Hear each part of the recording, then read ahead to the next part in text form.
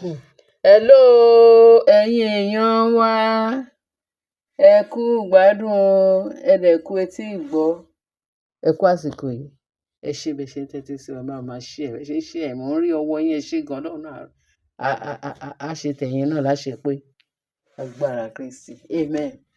A tún gbé mi dé, ẹ sọ pé kí ni ṣe rí íńtánẹ́ẹ̀tì yẹn, àwọn ẹ̀bọ̀ tó tó láyé yìí ó sì ìwé tó dá bẹ́ẹ̀ láti fi mọ nǹkan tí ibi tá à ń lọ, ibi tá a kọrí sí, ibi tó yẹ ká tẹ̀sẹ̀ sí, ibi tó yẹ ká tẹ̀sẹ̀ sí, nǹkan tó yẹ ká ṣe tí ó tọ́, nǹkan tó yẹ ká ṣe tí ò tọ́. So ọ̀rọ̀ Láàfin o, Kábíyèsí Ọ̀jájá tù, ẹ mọ nǹkan tó tún ṣẹlẹ̀. Wọ́n ní wọ́n ṣe sọ́rógèsì ní ààfin. Àwọn wo ni? Àwọn ìyàwó túláàsì tí Kábíyèsí lọ fẹ́ mà ni o. Surrogacy àti adoption ni wọ́n lọ ń ṣe ní ààfin Kábíyèsí. Ààfin Ọ̀ọ̀ni. Ṣẹ́yìn náà gbọ́rú ẹ̀? Ṣẹ́yìn náà ti ṣe? Ṣérú ẹ̀ ti ṣe? Oríṣiríṣi nǹkan ló ṣẹlẹ̀ láàfin Ọ̀ọ̀ni yẹn. Wonder shall never end o, ẹ̀yin èèyàn mi. Ní nǹkan tá a gbọ́ nu íńtánẹ́ẹ̀tì. Olúwa ṣeun. Ní pé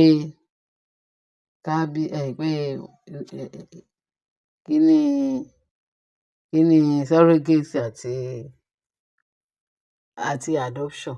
Àṣé ó ti ń lọ nu kíni Kábíyèsí. Àṣírí tú. Orí Mariam àbí orí Naomi. Ó kàn mú gbogbo wọn ní kọ̀ọ̀kan. Àwa mọ faith wa nù ààfin. Ẹ rí pàṣírí fẹ́ tú. Àṣé wọ́n ní apart from nǹkan tá a gbọ́ o, wọ́n ní apart from olórí Naomi, ìyẹn nìkan ló yege nínú gbogbo àwọn ìyàwó gbàtú ẹ̀yọ̀ tó wà ní kinní. Tọ̀hún bímọ o, tọ̀hún ṣe kinní kan, tọ̀hún ṣe kinní. Wọ́n ní Mariam, àṣírí ẹ̀ tútú.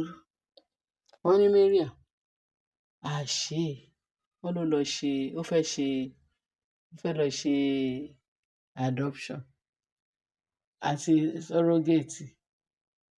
Wọ́n ní surrogate kẹ́lòmí, ẹ ṣáà mọ̀ gbogbo àwọn surrogate bẹ́ẹ̀ tí wọ́n ṣe papọ̀, sọ papọ̀. Wọ́n ní surrogate àti abortion pé wọn ò fẹ́ láàfin. Ìgbà tí Kábíyèsí gẹ́tò náà ni Kábíyèsí wá pariwo síta. Ẹ máa gbọ́. Wọ́n ní ni olórí Mariam ó lọ ṣe, àṣé ó fẹ́ ṣe bó ti lọ ṣe, bẹ́ẹ̀ tí wọ́n wá gbà láṣírí bá tú. Ó ní káwọn bá òun gbé oyún. So in order kóun máa di rọ́bà sí ikùn.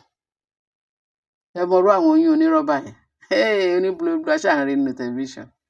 Ṣé tẹ́ ẹ̀ bá rí rí? Ẹ ṣáà ń gbọ́. Tẹ́ ẹ bá gbọ́, ẹ rí nínú tẹlifíṣàn. Àwọn kan dẹ̀ lè lọ adopt ọmọ. Ìyẹn náà fi sọ pé méjì, adoption àti surrogacy. Wọ́n ní ṣe ni Mariam yìí kan náà ọmọ ìgbìrà yìí o, pé ó fẹ́ lọ ṣe adoption àti surrogacy. Láì jẹ́ kí Kábíyèsí mọ̀ ń pa ẹ̀. Ṣé ẹ mọ̀ pé tó bá fẹ́ ṣe surrogacy yẹn, tó bá fẹ́ ṣe, wọ́n á gba nǹkan arrangement láàárín ọkọ àtaya ní tí wọ́n bù wọn tí ó ní fault. Fault tí mo mean ni pé kò lè gba ọmọ dúró. Tó bá lóyún máa ṣe, tó bá lóyún máa ṣe. Dókítà wá fún wọn advice. Ẹ gbọ́ mi dáadáa. Dókítà wá fún wọn advice pé kí ẹ tó lè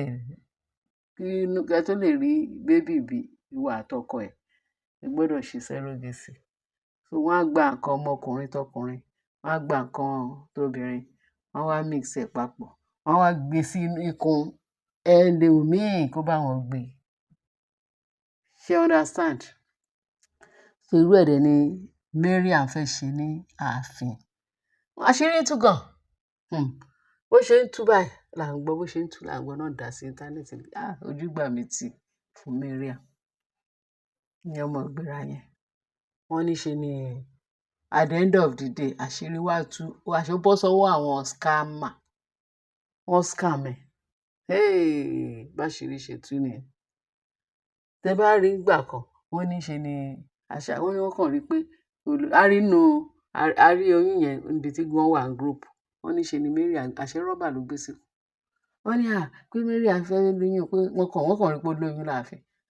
All of a sudden oyún yẹn dẹ̀ pòórá. That is the end of the oyún yẹn tí wọ́n sọ pé Mariam ní ní ààfin ní táìmù yẹn.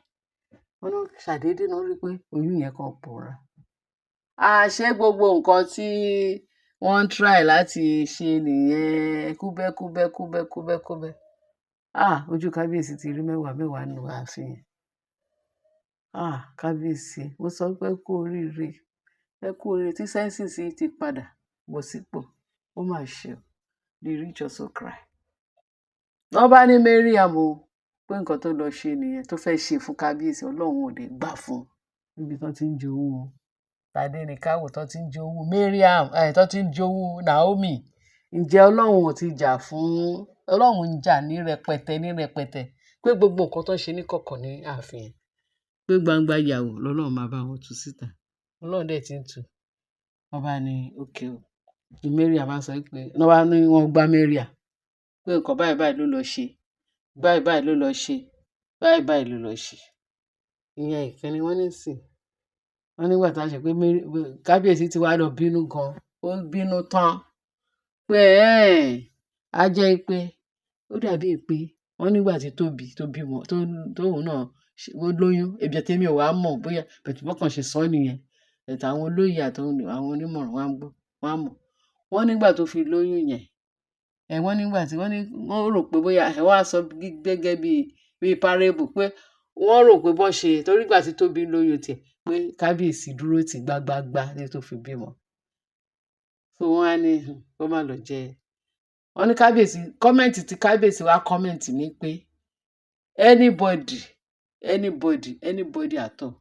Wọ́n number one pé òun ò kọ́kọ́ gba surrogate mọ́ ní inú compound, nínú palace àti adoption. Òun ò fẹ́ nu òun ò fẹ́ nu palace òun mọ́. Ó ti fòpin sí anybody tó bá sọ pé òun gbóyún òun lọ ṣe kinní pé kò sí àyè yẹn mọ́. Ó máa gbóyún pé kinní. Tó o bá ti lè fi kun ẹ, wọ́n ní nǹkan tí kábíyèsí sọ nìyẹn, pé tó o bá ti lè fi inú ẹ fi gbé oyún dúró kóun rí pé o lóyún lóòótọ́, pé no way of surrogacy and adoption. Wọ́n ní ọlọ́gbọ́n ló máa yé, òmọ̀ràn ni ó mọ̀ díẹ̀, ṣe rọ́rọ̀. Wọ́n ní ẹni tó yege nínú ààfin yẹn nìkan pé Ọlọ́run ló ní kí kábíyèsí ti bí àwọn ọmọ síta. Ó ti bímọ nígbà tó wà young boy, ó ti bímọ nígbà tí wọ́n ní Naomi nìkan ló yege, pé thank God pé Naomi, pé tó wáyé pé Naomi ò tí bí Tádéníkáwò ni, pé wọ́n bá ní gbogbo àwọn ọmọ tó wà ẹ ṣàmọ orúkọ bẹ́ẹ̀, pé thank God kó ti bímọ, ó ti kó fi bí first born obìnrin, ó ti bí first born ọkùnrin. Pé tó bá jẹ́ bẹ́ẹ̀, pọ́n bá sọ pé ọmọ tí àwọn kí ló ń jẹ́, ṣé àwọn obìnrin, àwọn ọmọ tí wọ́n ṣẹ̀ ń bí àwọn new era wives tí kábíyèsí ṣẹ̀ wá ń kó jọ. Àṣé nǹkan tó fẹ́ máa ṣe fún kábíyèsí nìyẹn. Wọ́n ní kí kábíyèsí jí pé pé kábíyèsí ti jí. Wọ́n ní no wonder. Wọ́n nígbà tí kinní yẹn kọ́kọ́ tó ṣẹlẹ̀ báyìí, tó àṣírí yẹn tí wọ́n ní ṣe ní kábíyèsí ó kúrò láàfin, ó lọ rest sí hotel. Wọ́n ní kí ló dé. Wọ́n ní bí bàbá ẹ̀ ṣe kí ló ń ṣẹlẹ̀. Wọ́n ní wọn ò dẹ̀ rí ojú kábíyèsí ńlẹ̀, pé ó ṣà feel of trouble. Ojú ẹ̀ trouble kún gbogbo ayé ẹ̀. Ó lọ rest pé irú wàhálà wo làwọn olórí yìí. Ṣé mọ̀ pé àwọn olórí àwọn ìyàwó tí kábíyèsí ṣẹ̀ṣẹ̀ lọ ń kó jọ yẹn, àṣé wọ́n fẹ́ pa Ọlọ́run ni ò pa ẹni ẹlẹ́ni. Ọlọ́run ló túbọ̀ ń kó yọ, ló ń kó wọn àti Naomi ìyàwó àti Tádéníkáwò yọ. Ẹ wo bá ṣe rí wọn ṣe ń tú pẹ́rẹpẹ̀tẹ. Báwo la ti ṣe fẹ́ believe? Tọ̀hún yẹn bímọ tí ò bá ṣe pé bóyá ó lọ adopt ọmọ. Wọ́n ní kábíyèsí ti pariwo síta. No more adoption this palace. No more surrogacy. Ṣé wọ́n ń ṣe tẹ́lẹ̀ ni? Bẹ̀tẹ̀ yín dé nǹkan tá a gbọ́ ni o. Èmi ò mọ̀ ń pa ẹ̀ o. But àwọn tó yege, a dúpẹ́ lọ́wọ́ Naomi àti Ọlọ́run àti Naomi tó lè bá kábíyèsí bí original ọmọ jáde láti inú Naomi o. Jésù ṣeun. Naomi ló yege. Ẹ wo orú Ọlọ́run tá à ń sìn. Ẹ wo bá àṣírí wọn ṣe ń tú. Ẹ wo bá àṣírí wọn ṣe ń tú, ó máa ṣe o. Ẹ̀yin èèyàn wa, ẹ bá mi check ẹ̀, kẹ bá mi kẹ kọ́mẹ̀ntì lé lórí, kẹ dẹ̀ subscribe, kẹ dẹ̀ bá mi like ẹ̀, kẹ dẹ̀ bá mi share. Ẹ ṣé gan-an ni. Ẹ kú etí ìgbọ́ wa. A máa tún máa mú another point wá. Ṣé mọ̀ pé àwọn ò kí ń mú any fake, original ni nǹkan táwa máa ń mú jáde. Nǹkan tá a gbọ́ nìyẹn o. Ẹ ṣé ń tẹ́tí sí wa. Bye.